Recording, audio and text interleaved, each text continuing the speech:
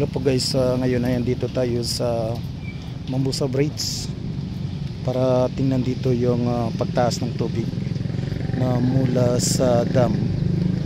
At ito na nga, makikita natin malalim na talaga yung tubig, almost 90% yung tubig at pwede siyang mag-apaw na dito sa Mambusaw na sa yung kataas ng tubig dito, no. Ngayon ay masyadong mataas talaga. What I mean ay malapit na lang mapuno na yung tubig dito.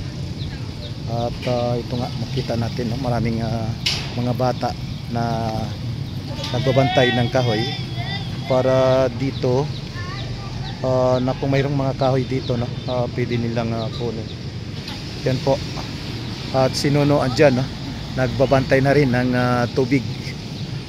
So yan po guys, no, maya maya na siguro ay masyado nang mataas yung tubig, at sa pagkalam natin ay mabilis yung paglalim ng tubig dahil nga binuhusan yung tubig doon sa dam. So ito yung mga tao dito, no, mga taga-revolution yata ito. Taga saan kayo ta? Taga din ka mo? Ganito tugma ko kahit nga taga-revolution sila. So nagbabantayan guys ng mga kahoy na pwedeng makunan dito, dahil nga most likely pag mayroong malalalim ang tubig dito, maraming mga kahoy na dumadaan, at yan kinukuha nila pag sa paglalangoy. Ha? Oh, shout out. Shout out sa taga-kamot. Ayun, shout out daw sa taga-kamot. Most likely kanino? Guys, sa mga amon nga pamilya. Pamilya. Ano pamilya? Pamilya Potato. Pamilya Potato daw, shout out doon sa pamilya sa kamot, at shout out din sa pamilya Crisostomo, no. Ano mo si Mila Crisostomo sa patio sa Paradise? Hindi mo kilala? Taga munisipyong babae. Lusada ang napangasawa. So ganito na yun guys, no, kataas yung tubig. At yun dito ay makikita ito. O sige, lumpat. Ayun, yun, magaling. Oh, yan. Oh, yan. Tumalon sila guys. Ayun, hindi ko nakuna na yung isa.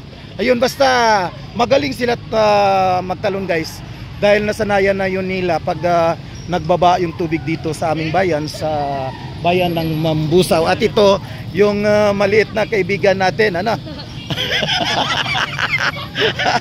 Okay, so yan po guys yung kaganapan dito sa pagtaas ng tubig dito ngayon sa Mambusaw, dahil nga na busan yung tubig doon sa dam, no. So punta tayo sa kabilang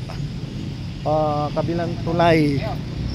So yan lang po guys, no, muna dito, at punta tayo sa kabilang tulay na yan, no, dahil merong dalawang tulay kami dito. Ito yung old bridge, no, na lumang-luma na hindi na ito dinadaan, at yung new bridge namin doon, no, sa kabila yung mataas na.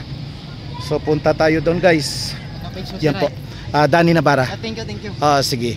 So just shout out, no, sa mga taga-kamot, pamilya Potato at Crisostomo, taga-revolution, Kamot, Sitio Kamot, Poblasyon Tabok, Mambusaw, Capiz. Ayun, mga kasama nila.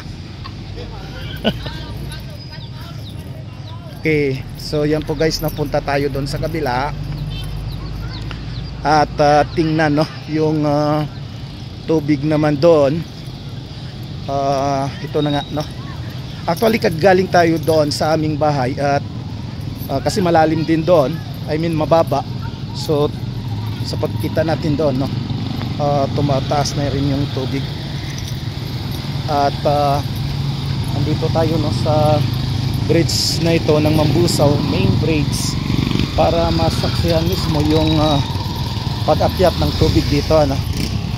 So ito na po yun guys, yung tubig na umakyat, andito na yun, no, papunta dito, papuntang Poblasyon